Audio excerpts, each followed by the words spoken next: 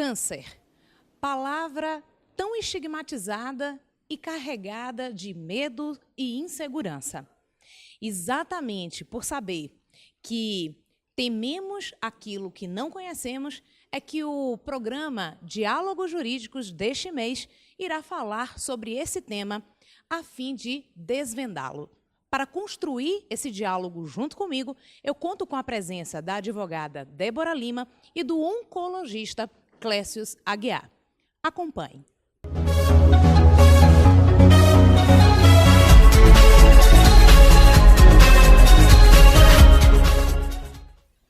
Olá, boa noite. Começa mais uma edição do programa Diálogos Jurídicos com Évila Carrera. Uma boa noite para aqueles que nos acompanham pela nossa página no Facebook. E hoje iremos dialogar o direito com a oncologia. O medo do câncer permanece por séculos estigmatizado na nossa sociedade e nos pacientes com a doença. E embora atualmente o câncer apresente formas de tratamento bem avançados, sendo objeto de pesquisas sistemáticas, o medo persiste e o impacto pode causar modificações frente às doenças. E partindo da ideia de que tememos aquilo que não conhecemos, é que o programa Diálogos Jurídicos do mês de novembro escolheu o câncer como tema para que, através do compartilhamento de mais informações sobre o assunto, possamos afastar mais esse medo. E para construir esse diálogo junto comigo, eu convido ela que é graduada em Direito pelo Centro Universitário do Rio Preto, atualmente é analista do Seguro Social do INSS, tem experiência na área de Direito, com ênfase em Direito Constitucional e Direito de Seguridade Social, é advogada e professora universitária de cursos preparatórios e ainda mãe de Luísa. Então, eu convido a advogada Débora Lima. Boa noite. E convido também ele, que é graduado em Medicina pela Universidade Federal do Espírito Santo, tem experiência na área de medicina, com ênfase clínica médica, se especializando na área de oncologia e cancerologia. E hoje, além de trabalhar como oncologista, prestando serviços médicos ao Instituto Conquistense de Oncologia, o ICOM, é professor de oncologia e cancerologia da Universidade Estadual do Sudoeste da Bahia. E não poderia deixar de falar que ainda é esposo da queridíssima Kátia Cunha e tem 2 lindos filhos, Arthur e Theo. Então, eu convido o médico Clécius Aguiar. Seja muito bem-vindo. Obrigado, boa noite. Palavras bem carinhosas aí na apresentação. Pois bem, reitero, sejam muito bem-vindos. Vamos construir esse diálogo de forma leve e difundir o conhecimento que eu acredito que deva ser, né, a missão de vida de todos nós, né, profissionais que tivemos a oportunidade, né, de ter esse conhecimento. E fiquem à vontade, viu? O diálogo é para ser construído mesmo. Cada um tem seu microfone, falem, né? Falávamos ali sobre essa belíssima oportunidade de tratar de um assunto tão importante, envolvendo 2 áreas significativas, né? A oncologia, o direito das pessoas que têm a doença, o câncer, então, e da grande possibilidade que foi dada para a gente, dessa belíssima oportunidade de levar essa informação. E, em razão disso, eu desde já agradeço a oportunidade e digo a todos que sejam bem-vindos aqui e também nas redes sociais. Espero que seja realmente de grande relevância e valia esse nosso programa. Com certeza. Com certeza é um prazer enorme, né? E conversar e construir um diálogo com esse tema dessa importância, levando informação para quem precisa, eu acho que só cabe os parabéns a você com a ideia fantástica e eu sugiro que isso seja mantido, né, nas diversas áreas sempre, porque informação hoje é o que direciona as pessoas e direciona a procura de seus direitos e direciona a procura de seus cuidados, e informação hoje é tudo. Então, você está de parabéns. Com certeza, eu agradeço. E, exatamente nesse propósito, Clécius, a primeira pergunta vai para você. Nos meses, né, de outubro e novembro, inclusive, né, a gente costuma usar esse símbolo, né, realizam-se, né, campanhas que chamam a atenção tanto para o câncer de mama quanto para a saúde do homem de uma forma geral. Como você avalia a eficácia desses movimentos? De fato, porque são movimentos internacionais, né? De fato, eles repercutem na questão, né, de um diagnóstico precoce da doença? O câncer, ele é uma doença que hoje a incidência do câncer é assustadora, né? A gente tem hoje uma incidência e previsões que deixam a gente de cabelo em pé, né? Para 2030, a previsão é de mais de 27 milhões de novos casos, né? Mais de 14 milhões de mortes no mundo e mais de 75 milhões de pessoas vivas com câncer, isso para 2030, né? No Brasil, a gente tem uma incidência alta também, são 600 mil novos casos nos 2 últimos anos, 2016 e 2017. Então, não tem como não prestar atenção nesse problema que é tão sério e que custa a vida das pessoas, né? Então, as campanhas, elas têm um papel de levantar o problema. Como a gente faz para levar a informação? A campanha é importante para levantar o problema e as pessoas prestarem atenção em algumas questões no seu próprio cuidado, né? Às vezes, não só no cuidado do câncer em específico, mas a gente tem orientações durante todas as campanhas e durante todo o ano de cuidados primários, que são uma vida mais saudável, um estilo de vida melhor, né? Parar de beber, parar de fumar, manter o peso, fazer caminhada, atividade física. E nos meses específicos, a gente já temos quase algum arco-íris aí pintando, porque a gente tem o setembro verde, tem o outubro rosa, tem o novembro azul, agora tem vai um começar amarelo o dezembro que fala laranja, né? muito que é bem. do câncer de pele, de pele, né? Ok. Então, cada mês desse tem um câncer que é o protagonista desse mês. E, apesar de ter alguns estudos que não mostram que a monta de diagnósticos aumenta especificamente nesses meses por conta disso, isso foi mostrado basicamente para o câncer de intestino, que as pessoas procuram no mês de setembro fazer mais exames para a prevenção do câncer de intestino.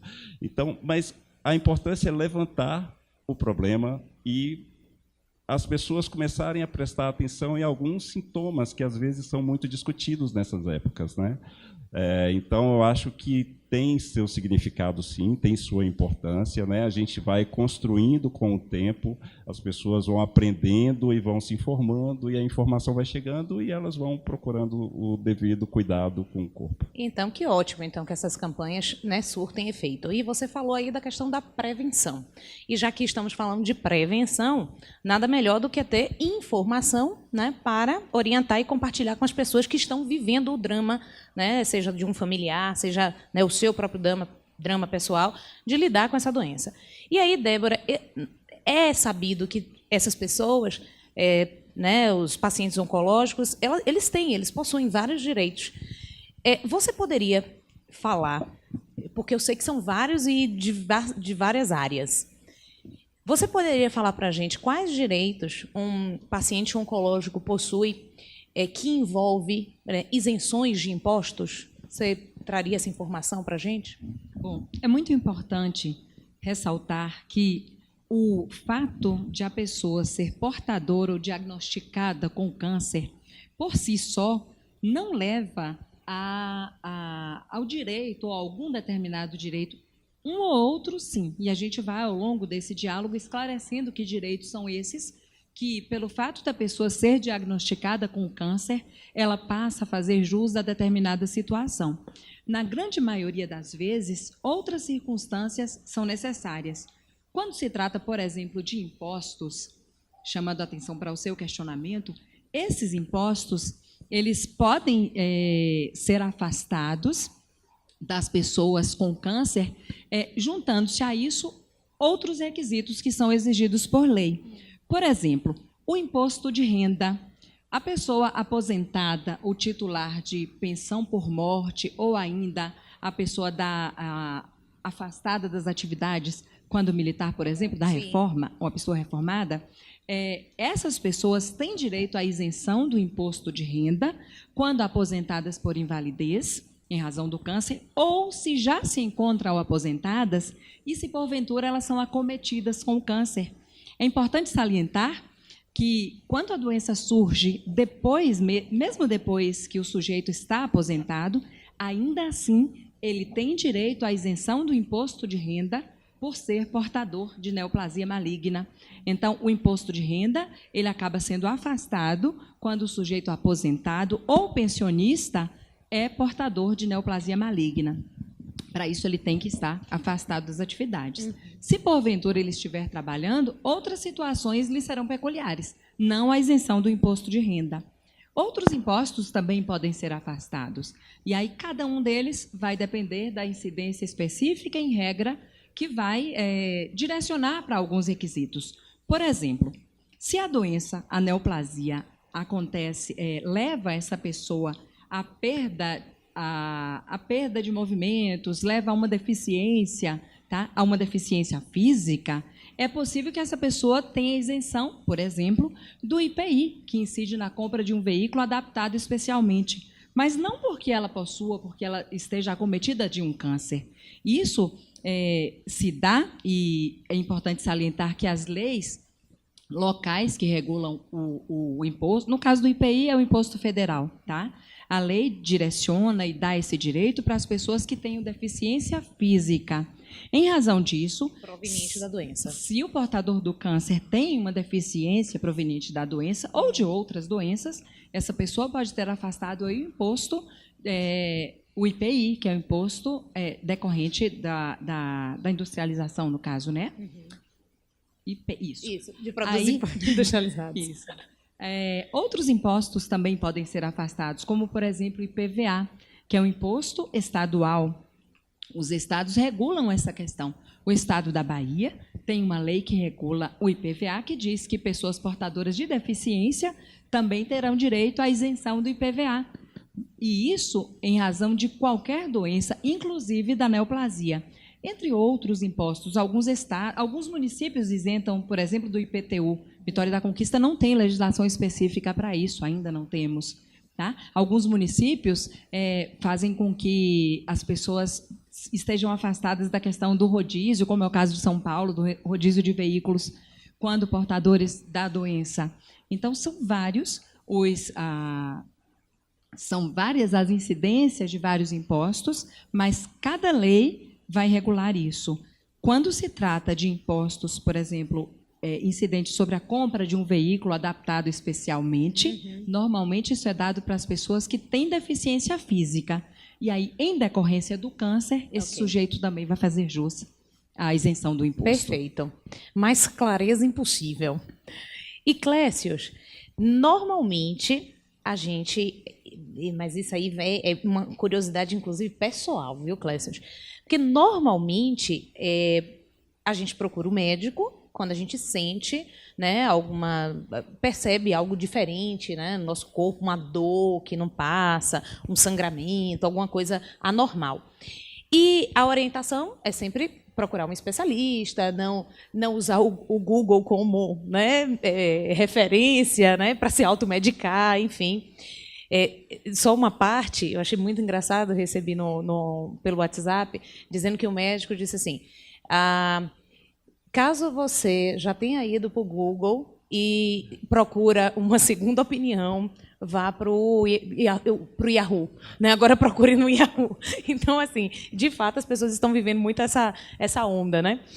Mas existe a possibilidade de ter câncer, estar desenvolvendo, né, um câncer, de forma assintomática, a pessoa nunca sentiu nada, não sente nada, e, de repente, eis que, né, aparece aí e vem a notícia, né, de uma... É possível? Bom, é possível, sim. Né? A gente sabe que quem tem um câncer que é possível de ser detectado cedo, seja um mama, que seja uma pinta diferente que cresceu, que aparece, né, você tem a possibilidade de procurar um auxílio muito mais cedo. Né? Quando essas doenças ocorrem em vísceras, né, que estão lá no nosso interno, né, no interior do nosso corpo, e a gente tem algumas vísceras que são muito escondidinhas, muito localizadas em regiões que, às vezes, vão dar sintomas muito tardiamente. Então, essas pessoas, elas talvez diagnostiquem de forma mais tardia, né? A gente sabe que o organismo da gente, ele fala, ele dá sinais, né? Às vezes a gente não está muito atento para esses sinais e a gente fica esperando o problema melhorar, né? Então, para o menor sinal que surge, e a gente conversa sempre com os pacientes assim, você notou que está perdendo peso, você notou que está tendo uma anemia que você não explica, né? Então, tem que procurar o médico. Você notou que tem uma tosse que, por menor que seja, e que passou de mais de uma semana tossindo, né? Então, vai procurar o médico, né? Porque os sinais, eles aparecem. E quando eles aparecem, eles têm que ser pesquisados justamente para tentar diagnosticar a doença o mais cedo possível. E sempre eu uso uma frase que os pacientes às vezes falam, de fato, né? Eu falo que é muito mais fácil você matar uma formiguinha do que você matar um elefante, né? Então, quando a doença chega numa proporção muito grande, a gente tem uma dificuldade de conseguir o sucesso do tratamento, a cura, né? Então, a gente orienta que a doença menor é muito mais fácil de lidar, é muito mais fácil de resolver de forma cirúrgica, né? E muito mais fácil de tratar, o tempo de tratamento é mais curto, e aí as suas chances são infinitamente melhores, né? Então, que é possível você ser assintomático, é possível, né? E se o problema acontecer, não tem que entrar em desespero também, né? Sim, com certeza. Você vai enfrentar o problema e você vai procurar o especialista, alguém que tenha a habilidade de lidar com o problema, né? Você vai procurar o especialista e ele vai tratar da melhor forma possível. Então, não tem que ter medo, não tem que ter desespero. A gente fala que o câncer não é esse bicho de 7 cabeças, a gente pode enfrentar, e hoje em dia a gente trata muito melhor do que a gente tratava há 20 anos atrás. Então, as muito mais probabilidades... tecnologia, né? Muito mais técnicas, muito mais avançadas. Técnicas mais avançadas, medicamentos novos, medicamentos que não são quimioterapia e que trazem uma resposta fantástica. Então, hoje a gente tem uma probabilidade melhor de lidar com a sua doença do que há alguns anos atrás. Então, é procurar o médico e não deixar o problema evoluir, né? E a tendência é só crescer, assim, é só ter mais, né, ferramentas, mais tecnologia para, pelo menos é o que se espera, né? Exatamente. Agora eu vou para a sua praia, Débora. Agora eu sei que você, né, tá tudo aí na ponta da língua. No âmbito previdenciário, porque muitas dúvidas pairam, né? Quais são os benefícios que esses pacientes oncológicos eles possuem no âmbito previdenciário? Antes de te responder, e assim de maneira mais direta, seria bom que a gente fizesse alguns esclarecimentos importantes. Quando a gente fala de previdência social, nós precisamos lembrar que a previdência social é contributiva. Então, o Instituto Nacional do Seguro Social, o INSS, que também administra benefícios assistenciais, lá, já eu chego lá. O INSS é uma espécie de seguradora do trabalhador brasileiro. Então, só é atendido pelos benefícios, normalmente, da Previdência Social aquela pessoa que está segurada. Pensemos no seguro de um carro. Se, porventura, eu tenho um carro e que eu não venho pagando o seguro desse carro, depois que o acidente acontece, que o sinistro ocorre, eu não tenho como me socorrer da seguradora para receber o benefício relativo àquele carro, já que eu não vinha contribuindo, não vinha pagando o seguro. Com o INSS funciona da mesmíssima maneira. Então, para que alguém possa, a pessoa afetada, portador da doença ou não, ou de outras doenças, usufruir de benefícios previdenciários, ela primeiro tem que estar segurada. Depois de estar segurada, para os benefícios da Previdência Social relativos a doenças, à incapacidade laborativa, via de regra, tem que haver o atendimento de uma carência para o benefício. E é isso que acontece com os benefícios de auxílio-doença e aposentadoria por invalidez, que geralmente são concedidos às pessoas que têm incapacidade laborativa. Tá? Com relação à neoplasia, o portador de neoplasia maligna grave, ele fica dispensado dessa carência para o benefício. Então, de maneira geral, se ele, estando contribuindo com a Previdência há pouco tempo, há menos de 12 meses, que é a carência para o auxílio-doença e para a aposentadoria por invalidez, ele se descobre portador da doença e é detectada a incapacidade laborativa, não basta a doença, tem que haver incapacidade laborativa para ter direito aos benefícios da Previdência. Então, essa carência, que é o tempo mínimo de contribuição, ela é dispensada para os portadores de neoplasia maligna grave. De outro lado, para aquelas pessoas que não vêm contribuindo para a Previdência Social, também é possível que haja a concessão de um benefício administrado pelo INSS. No entanto, não é um benefício previdenciário.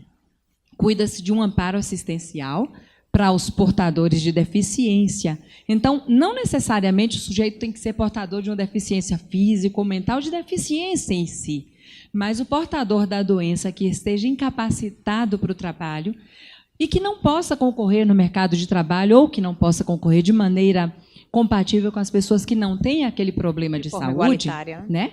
De forma igualitária, e cuja renda familiar, pela lei, não ante 1/4 do salário mínimo por pessoa integrante daquele grupo familiar, essa pessoa pode fazer jus a um amparo assistencial ao portador de deficiência. E aqui eu ressalto que esse requisito da renda familiar de 1/4 do salário mínimo, ele ainda é exigido pelo INSS por conta de que a lei não mudou. No entanto, o Supremo Tribunal Federal rejeitou esse requisito da renda. Há bem pouco tempo, ele disse que esse requisito é inconstitucional. No entanto, o Supremo não pode legislar. Ele não disse que a lei disse que é inconstitucional, mas não declarou a nulidade. Sendo assim, o INSS administrativamente continua se utilizando desse requisito, mas judicialmente é possível que alguém que tenha uma renda igual ou superior a 1/4 do salário mínimo ainda possa requerer e obter o benefício de amparo assistencial ao portador de deficiência. A gente aprende, viu, Clécius? Sempre, sempre. É maravilhoso apresentar esse programa, você não tem noção. E a gente tem que ser assim, né? E a gente aprende. Página em branco para ser escrita. Com certeza. E, Clécius, deve ser super delicado isso que eu vou te perguntar agora.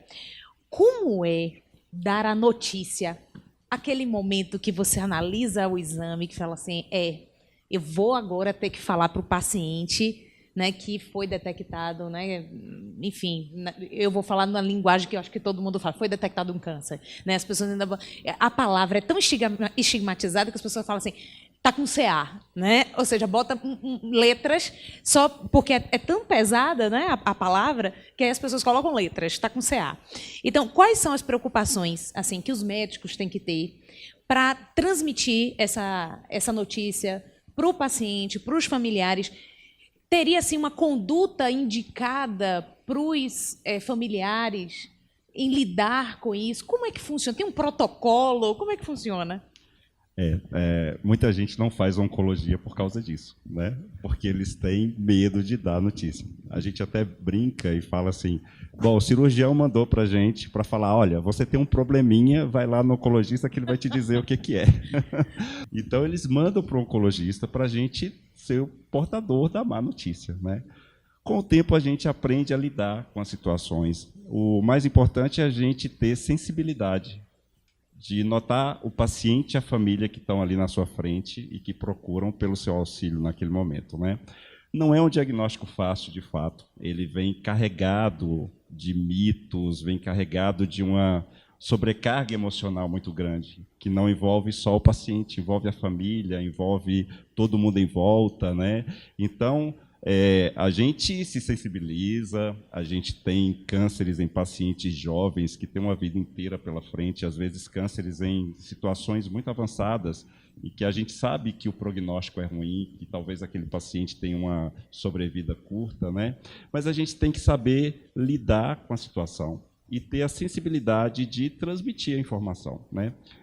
Isso eu sou professor universitário e eu tento passar para os meus alunos que se você assume uma postura de envolvimento, né, e você se compromete, e você é seguro no que você faz, e você sabe do que você está falando, e tem segurança para falar daquilo, e tem uma estratégia terapêutica já pré-montada ali na sua cabeça, né, então você acaba transmitindo muita tranquilidade no diagnóstico, no tratamento, nos efeitos colaterais, né? A família a gente deixa sempre orientada com relação às vezes a gente não consegue passar diretamente o real prognóstico para o paciente, né? Porque, às vezes, alguns pacientes não têm uma condição emocional, psíquica, Para receber para receber a notícia. Então, a gente vai lidando de uma forma mais amena, né? E amenizar o problema não é desprezar e nem fazer ele fingir que menos, não existe. e fingir que não existe. Mas a gente encarar o câncer de uma forma que seja uma doença natural, que tem tratamento, que tem o que ser feito, isso já facilita bastante na condução da sua primeira consulta, né? Lógico que, às vezes, ele vem na primeira consulta ainda com muita coisa a ser feita. A gente precisa fazer exames de estadiamento, a gente precisa ver qual é a real extensão do problema. Às vezes ele vem só com a biópsia dizendo é um câncer X, né? Então a gente tem que saber se esse câncer ele saiu de onde ele começou, envolveu outras estruturas do corpo. Ou seja, não é nada simples. Que é o que a gente chama de metástase, não é simples, não é fácil, né? Mas a gente vai introduzindo aos poucos a informação e vai orientando, e depois que a gente trata, a gente vai, às vezes, conseguindo bons resultados, e a gente tem, às vezes, uma história que muda completamente, né? Então, muita gente pergunta, minha vida acabou, eu vou morrer. Eu falo, não, talvez a sua vida está só começando. Quanto tempo a sua vida vai levar? Não sei, eu não sei quanto tempo a minha vai levar, Sim. Não sei quanto tempo a sua vai levar, né? Mas a gente vai tentar fazer de tudo para que ela seja mais longa possível, da melhor forma possível, né? A questão não é viver muito, é viver bem. Com né? qualidade. E viver com qualidade. E a gente tenta orientar, olha, você vai começar a dar valor em determinadas coisas, é o que a gente estava conversando antes ali. Nos bastidores. Na conversinha dos bastidores, você começa a valorizar outros aspectos que talvez você não valorizasse na sua vida, né?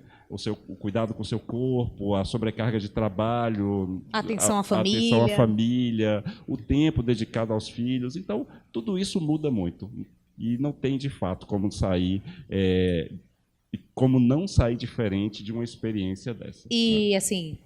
curiosidade, claro que tem todo o respeito aí à ética médica, mas teve algum caso na sua trajetória aí de oncologista, algum caso que te impactou muito, que você falou assim, até esse não deu para manter aí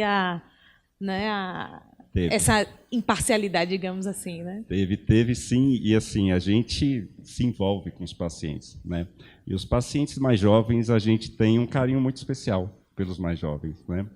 E o caso que mais me impactou na minha carreira até agora, né, talvez eu tenha outros casos futuramente, mas foi ter que dar o diagnóstico de uma doença que progrediu de forma muito agressiva para uma paciente que trouxe para você o convite de casamento.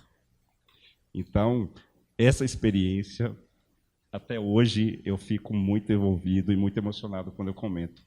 Porque é toda uma perspectiva de vida que você sabe que vai ser diferente, né?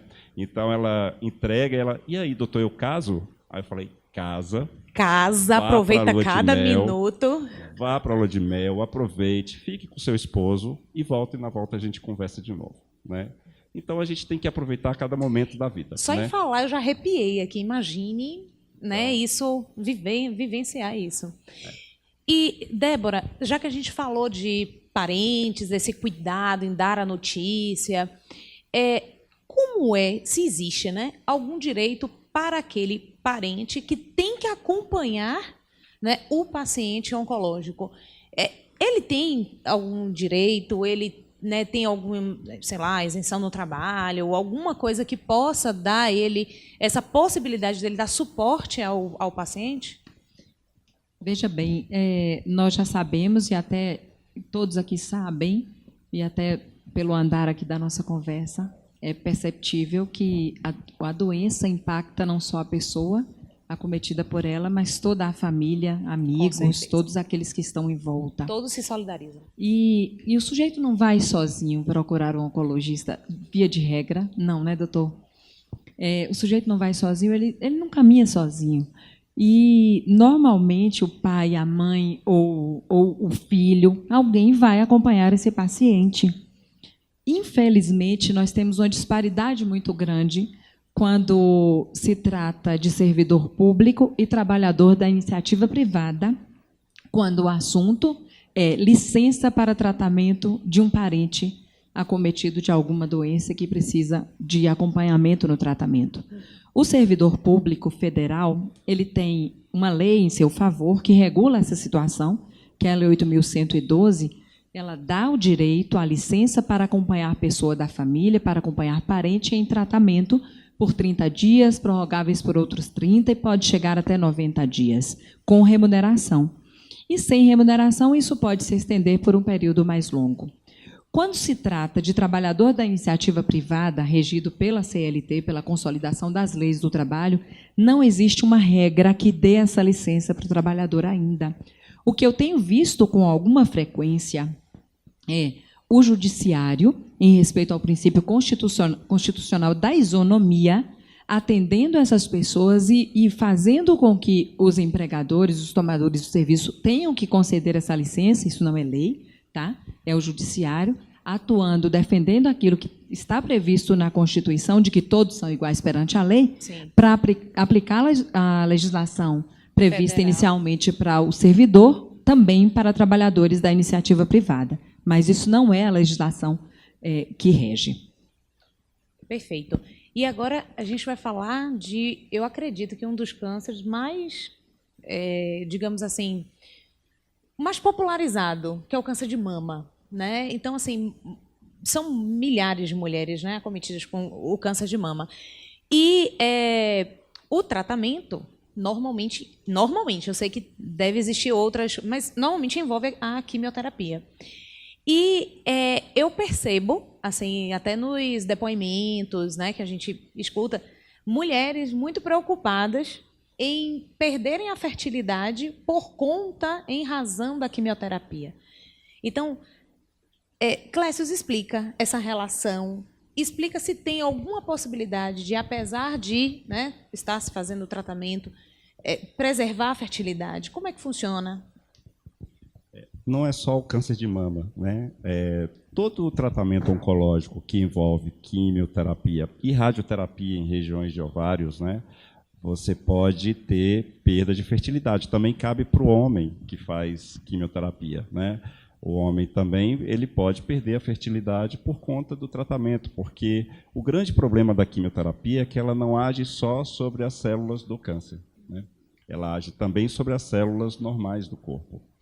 E ela pega as células que estão mais ativas, se dividindo mais. Essas células são as células do sistema genital, né? São as células do cabelo, da pele, da mucosa, e por isso que cai o cabelo. Então, a medula óssea tem risco de anemia, diminui a plaqueta, diminui o leucócito. Então, a quimioterapia sobre as células normais pode trazer, entre outros problemas, a perda da fertilidade, né? Então, a gente tem vários esquemas, não são todas as quimioterapias que são esterilizantes nesse nível, mas a gente tem alguns esquemas em específico que são. E se a gente vai usá-los numa paciente jovem e que a gente pode sugerir o estímulo de uma fertilidade? Porque quando a gente fala em congelar óvulo para fazer uma fertilização in vitro e futuramente programar uma gravidez, sim, a gente tem que pensar que talvez essa gravidez necessite do estímulo por meio de hormônios, que é uma faca de dois gumes, né? Porque se você for estimular por meio de hormônios para manter uma gestação, às vezes você vai ter o estímulo também de células do câncer, né? Então, muita gente faz tratamento de câncer de mama e um dos efeitos, uma das opções de tratamento é a gente cortar o estímulo hormonal. Então, se é possível uma gravidez futuramente, então a gente encaminha esse paciente a procurar um serviço onde ele possa retirar os óvulos, congelar ou retirar os espermatozoides, deixar congelado lá e usar futuramente, né? Em algumas situações é mais fácil. Para mama em específico, a gente tem que analisar com muita particularidade cada caso, porque nem todos os casos vão ser possíveis de serem usados hormônios para manter uma gravidez. E isso, Débora, por exemplo, o congelamento de, por exemplo, se é retirada a mama, o SUS, né, pode fornecer a cirurgia, a prótese, enfim, a cirurgia, né? Deve. E por exemplo, um congelamento de óvulos, isso também é previsto ou não? Tem que ser, assim, iniciativa privada, tem que pagar para poder fazer isso. Veja como é que bem, nós ainda estamos caminhando, nós estamos, na verdade, engatinhando. O sistema normativo ele vem recebendo fortes estímulos e nós vamos, aos poucos, recebendo novas normas que, de alguma maneira, favoreçam. Inicialmente, nós não tínhamos essa previsão, tá, de atendimento pela iniciativa privada, por exemplo, para a reconstituição da mama. Vem lá o Código de Defesa do Consumidor e diz que, se os planos de saúde tiverem que recusar essa cirurgia, isso lá em 1990, eles deveriam trazer isso no contrato de maneira expressa. Depois veio a legislação, uma lei nova, dizendo que os planos de saúde são obrigados a fornecer essa reconstituição da mama, e a legislação que trata do SUS também obriga a essa reconstituição. Mas, aos poucos, as normas vão sendo introduzidas para trazer esses direitos para o paciente com câncer. Muitos deles ainda não são regulados por lei, e o judiciário vem fazendo um importante papel de conceder esses direitos, de fazer com que o tratamento de saúde se expanda, não porque existe uma norma específica dizendo congele o óvulo, faça isso, faça aquilo, mas em razão do principal pilar da Constituição, que é justamente a dignidade humana. Sim. Em Em razão disso, é que o judiciário vem determinando que diversos direitos aconteçam, mesmo inexistindo norma expressa trazendo esse direito. Uma tentativa de colocar a letra da lei ganhando realidade. Ou, né? às vezes, a omissão do legislador. Isso, e às vezes Às a questão da omissão. A gente já tem hoje no Brasil alguns centros para reprodução assistida que atendam o SUS, inclusive. Né? Então, a gente tem, na Bahia eu não sei bem, mas em São Paulo tem, na Escola Paulista de Medicina, um centro de reprodução assistida que atende os pacientes do SUS. E aí, de repente, se você tem um centro que é de reprodução assistida, eles podem enquadrar alguns pacientes. Olha, esse daqui teve câncer e precisa congelar, e a manutenção desse óvulo, desse espermatozoide, vai ficar por conta do Estado, né? Porque nem sempre essa manutenção é tão barata para alguns pacientes, né? Existe essa, e falávamos antes, né, doutor? A grande dificuldade, muitas vezes, não é legislativa, é técnica para atender essas condições. Sim. Muitas vezes você tem a determinação legal, mas você não tem o suporte técnico para fazer e atender, no caso concreto, aquela situação. E aí o paciente fica sem ver concretizado o seu direito. Hoje a gente tem, o Sistema Único de Saúde ainda enfrenta muitos problemas no Brasil, né? Sim. Então, um grande problema que a gente tem hoje é a falta do acesso, né? Então, você começa com a falta do acesso a paciente no posto de saúde, a falta do acesso a uma mamografia, né? Então, às vezes, a paciente mora na zona rural, aí tem o médico de família que vai, até indica a realização da mamografia, ela não consegue fazer no município, e muitas vezes a gente recebe pacientes com tumores extremamente grandes na mama, tumores de 20 centímetros, e a gente fala, mas por que a senhora não tratou antes? Falou, doutor, eu tentei, mas eu não consegui. Porque a prioridade, às vezes, para ela, nem sempre é a prioridade da própria saúde. Às vezes ela tem que trabalhar na roça, aí sobrou sábado e domingo, ela não encontra o posto. A então necessidade ela não tem de sobreviver. tempo. É a necessidade de sobrevivência. E mesmo tendo lei que garanta. Então, a gente não tem, no caso concreto, essa realização que a gente tanto almeja. Verdade. A gente estava comentando que a gente tem leis, né, hoje já bem definidas. A gente tem a lei dos 60 dias, né, que do diagnóstico para o tratamento não poderia passar dos 60 dias. Mas a nossa estrutura é tão ruim que esses 60 vira 90, 120, 180, 240 e assim vai, né? Então, a gente ainda tem muita dificuldade do acesso. O acesso para os cuidados mais básicos e o acesso para os cuidados mais complexos de saúde, ainda no sistema de saúde pública. Eu gostaria, fica à vontade, de introduzir um comentário, talvez seja a hora mais apropriada aqui, dentro do nosso formato, de que, com relação a esse tratamento, a busca pelo tratamento, muitas vezes o sujeito não encontra no município em que ele vive, mas existe legislação que determina que o município que o município pague o tratamento, o deslocamento, pelo menos, desse paciente para outro município, onde ele vai encontrar esse suporte técnico. Interessante, né? Porque é fato, a gente sabe que entre a realidade da lei, e a gente aqui está falando, inclusive, até de uma ausência legislativa, mas ainda quando há a lei, né, concretizá-la já é um outro desafio, como se já não bastasse, né, os desafios que a própria doença apresenta, ainda tem esses, digamos assim, os desafios burocráticos, não é? Ou grandes obstáculos. E, Clécius, existe, obviamente, esse tratamento, né, eu nem sei se tecnicamente seria esse tratamento ostensível da quimioterapia, né, das medicações, mas existe um pós, né, um pós-tratamento, que, na verdade, não termina, né, com a quimioterapia e tal. E até escutando, né, alguns depoimentos, e aí eu preciso registrar isso, existe aqui, né, em nossa cidade, em Vitória da Conquista, um personal trainer, que inclusive está na plateia, Isaac, que criou um canal no YouTube, Sobreviventes de Câncer, em que ele bate papo com as pessoas que passaram por essa superação da doença e que vão lá e contam, né, e compartilham as suas histórias, né, e é muito interessante você ouvir, né, o depoimento dessas pessoas. E um depoimento me marcou muito, né, até porque sou seguidora do canal, enfim, né, quero difundir o máximo possível. Como é corrente do bem, né, quando a gente vê uma iniciativa assim, a gente tem que, de fato, incentivar. E um depoimento inclusive de uma ex-aluna minha, a Rebeca, me impressionou, porque ela disse assim, ela já foi detectado um câncer no osso dela, aqui do fêmur, porque ela teve que fazer uma cirurgia no braço, e aí ela esqueceu de pegar o exame, que tem que fazer tantos meses depois, e quando foi ver, já estava assim, já havia uma possibilidade de ter um câncer no pulmão. Ou seja, a negligência, né, em fazer esse acompanhamento pós, né, tratamento, né, ostensivo, pode desencadear, né, até a ocorrência de um outro tipo, né, de câncer.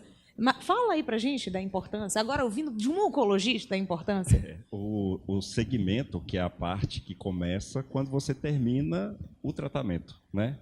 Então, na verdade, o segmento, você pode não ter evidência de doença nenhuma. Doutor, fiz o tratamento, operei, não tenho tumor, não tenho câncer mais, tchau, vou embora. Não vai não, né? Eu falo que a gente gruda igual chiclete, oncologista é grudado, é agarradinho, né?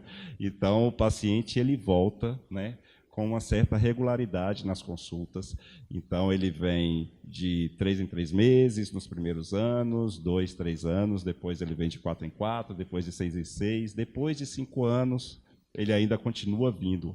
Essa questão de, estou curado, hoje em dia a gente lida com mais um pé atrás nessa questão do estou curado, né? Porque às vezes a gente tratou aquela doença, mas muitas vezes a gente não tratou a causa da doença. Então, se você tiver uma mutação genética, você não conseguiu mudar o seu código genético. Então, você vai ter uma probabilidade de desenvolver outras doenças. Então, a gente não perde a oportunidade de sempre diagnosticar o quanto antes, né? A formiguinha e o elefante. Sim, né? sim. Então, a gente nunca perde essa oportunidade, porque e o segmento é importante para isso, porque no segmento o paciente passa na consulta, a gente examina, a gente palpa, a gente olha, a gente pede o exame, revê o exame, e aí volta com 3 meses, a gente palpa, a gente examina, a gente olha, pede novos exames, aí mais 3, palpa, exame. Então, a gente faz toda essa sequência, monitoramento, né? E isso se chama monitoramento, é cuidado, né? A gente sabe que há fatores de risco que às vezes alguns insistem em manter.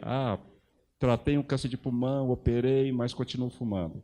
A gente sabe que essa pessoa pode ter um novo câncer, né? Tratei um câncer de cabeça e pescoço. Segundos cânceres são muito comuns nessa população, né? Então, a gente continua a manutenção do tratamento. Garanto que Isaac já tem um bom tempo aí, a gente estava conversando ali, são 8 anos livre de doença, graças a Deus, né, Isaac? Garanto que ele ainda continua passando com o médico e fazendo as consultas e os controles que ele tem que fazer. E ainda incentivando sempre. Outras pessoas a fazer esse acompanhamento. E isso é muito importante. Eu acho que usar a experiência que ele teve e multiplicar essas informações que são de extrema importância para outras pessoas eu acho que vale muito a pena e está sempre de parabéns, Isaac, que tem um canal no YouTube, e eu acho que vale a pena assistir, ver e acompanhar, né? Que diálogo maravilhoso. O tema é um tema, como digo, estigmatizado, tem toda uma carga, né? Mas a gente conseguiu transformar em algo leve. Acredito que os que aqui estejam também assistindo, né, tenham sentido isso, né, pela condução. E aí a gente já vai se aproximando, né, do final do nosso programa. Franqueio aí né, para as considerações finais, para a gente, né, fechar essa primeira parte. Eu gostaria de salientar assim, que tem diversos outros direitos ligados à pessoa diagnosticada com câncer. Inicialmente, eu falei aqui da questão de imposto, que é necessário que o sujeito esteja aposentado ou recebendo pensão. Falei também da necessidade de ter uma deficiência física para isenção de impostos na aquisição de veículos, mas tem situações que não existe a necessidade de haver a incapacidade laborativa ou a deficiência, como é o caso, por exemplo, isso é muito importante que seja dito, do FGTS. É possível que a pessoa que seja diagnosticada com a neoplasia maligna, independentemente dela ter uma incapacidade laborativa, ela vai poder fazer o levantamento de todo o FGTS, do saldo do FGTS. E mais, em caso de despedida imotivada pelo empregador, ela vai ter direito aos 40% da multa do FGTS sobre o valor que deveria estar depositado, e não sobre o saldo que ficar lá. Então, é possível levantar FGTS, PIS, PASEP, tem uma série de direitos que vale a pena conferir com mais cuidado, observando isso daí, para não ficar nada de fora, no caso de um diagnóstico tão sério e tão importante como é esse, da neoplasia. Demais disso, eu gostaria muito de agradecer essa oportunidade de estar aqui para a gente poder falar um pouco desse tema, que é também instigante, de curiosidade de todos. Muitos de nós aqui já teve alguém na família com esse problema. O meu pai, por exemplo, ele teve câncer, ele teve um linfoma, infelizmente ele não ficou entre nós. Meu pai se despediu da gente depois de 5 meses do diagnóstico, infelizmente. Então, assim, foi uma batalha mesmo por um tempo curto, mas a maior batalha que nós travamos.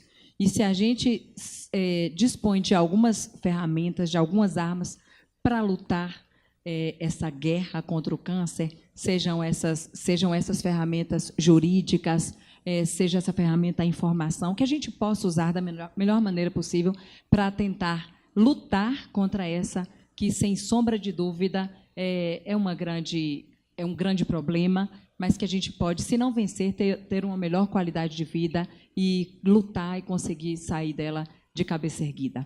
Obrigada. Eu que agradeço, Débora. Não me surpreendeu essa facilidade, esse domínio, né, esse carisma ao falar. Então, Débora é uma grande amiga, né, divide comigo uma paixão, que é a docência. Então, muito segura no que fala, né? Eu agradeço a sua disponibilidade e agradeço também esse compartilhamento, né, dos seus conhecimentos, né, dos seus saberes, em prol de um projeto muito maior. Muitíssimo obrigada. Eu São suas agora as palavras. Bom, a gente tem muita coisa para discutir, pena que o tempo é curto, né? E também talvez as pessoas não tenham muita paciência de ver tanto tempo. Mas, assim, eu acho que a mensagem que fica, se a gente está discutindo sobre direito e oncologia, o direito primordial a que essa pessoa tem, que é o direito à vida, né? E o direito à vida, ela envolve uma série de fatores. São os fatores sociais, são os fatores econômicos, são os fatores políticos, né?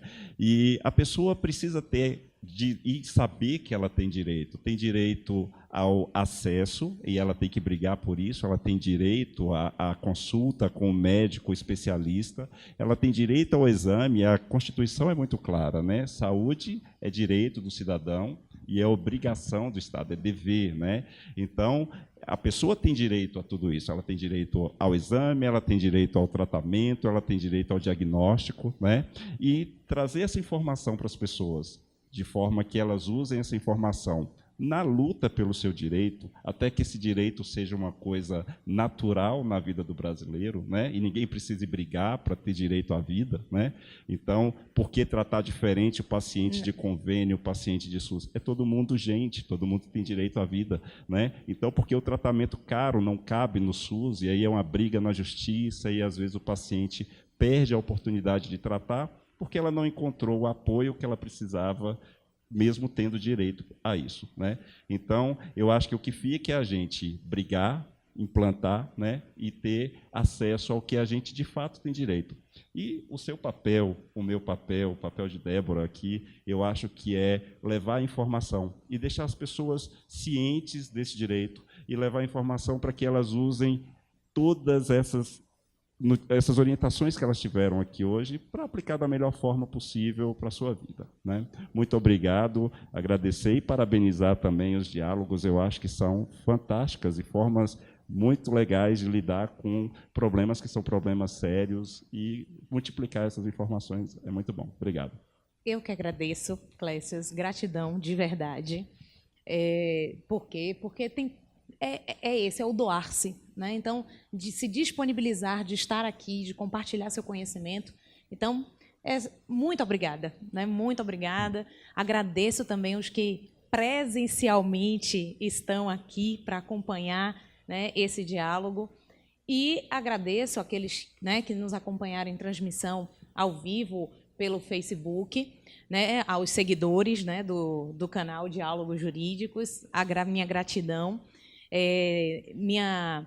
O público presente aqui está muito bem representado, então a gente tem aqui pessoas muito especiais. E, para finalizar, a adaptação do paciente ao câncer depende muito de quem ele é, de suas atitudes filosóficas frente à vida, de seus antecedentes educacionais, étnicos, sociais, religiosos, de sua idade, de seu sexo, posição que ocupa na vida e de inúmeras variáveis psicológicas, ou seja, da sua construção subjetiva. A atriz Márcia Cabrita, que faleceu este mês de câncer de ovário, escreveu em 2011 um artigo para a revista O Globo, intitulado Viva o Luto, em que ela diz: eu fiquei gravemente doente. Ao contrário do que muitos fantasiam, não tirei de letra. Não sei o porquê, mas existe uma ideia estapafúrdia de que quem está com câncer tem que pelo menos parecer herói. Nananina não. Quem recebe uma notícia dessas não consegue ter pensamentos belos. Bem, eu não conseguia. A cobrança de positividade acabou se tornando um problema. Então, não cobremos dos pacientes positividade. Eles já estão sendo cobrados demais pela própria vida e estão tentando encontrar forças para lutar pela vida. Mas é preciso, sim, inspirar a positividade, seja através de uma oração, seja através da demonstração de afeto e de solidariedade. Tudo é válido para se inspirar a viver. Termina, então, mais um programa Diálogos Jurídicos e a gente se encontra numa próxima edição.